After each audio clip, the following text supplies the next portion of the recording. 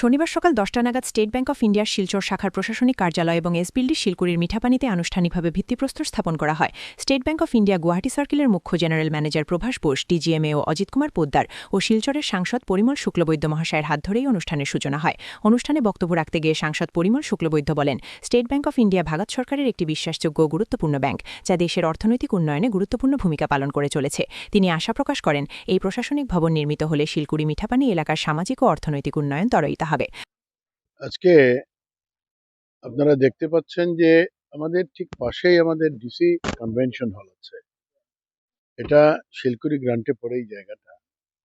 দীর্ঘদিন থেকে এই অঞ্চলটা একটা শান্তিপূর্ণ অঞ্চল, আর এই অঞ্চলে স্টেট ব্যাংক অফ ইন্ডিয়ার পক্ষ থেকে প্রয়াস করা হচ্ছিল যে তারা তাদের অ্যাডমিনিস্ট্রেটিভ বিল্ডিং বা কনভেনশন হল, তো এই ক্ষেত্রে আমি তাদেরকে ধন্যবাদ জানাবো।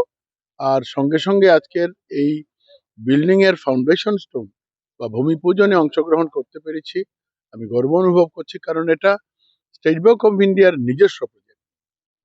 এখানে সরকারের এরকম নয় যে সরকার কিছু একটা করছেন, স্টেট ব্যাংক অফ ইন্ডিয়া তারা নিজের প্রজেক্ট এখানে তৈরি করার জন্য আমাদেরকেও ডেকেছেন।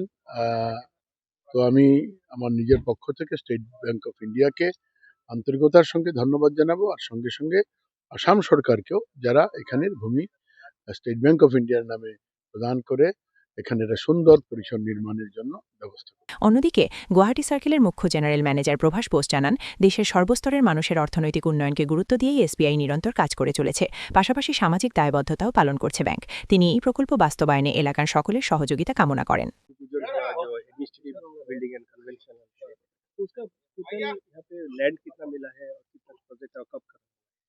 लैंड का एग्जैक्ट एरिया तो मैं नहीं बता पाऊंगा, लेकिन आप देख रहे हैं, आपके सामने ही है ये।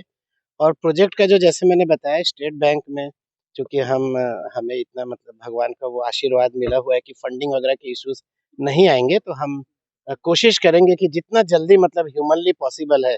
मुझे लगता है इतना बड़ा काम है कि एओ ऑफिस बनेगा, ट्रेनिंग सेंटर बनेगा, और उसके बाद फिर रीजनल ऑफिस बनेगा, कुछ गेस्ट हाउस वगैरह भी बनाएंगे। तो बहुत जल्दी करें तो भी मुझे लगता है 1.5 से 2 साल का समय तो लग ही जाना चाहिए इस प्रोजेक्ट को पूरा करने में।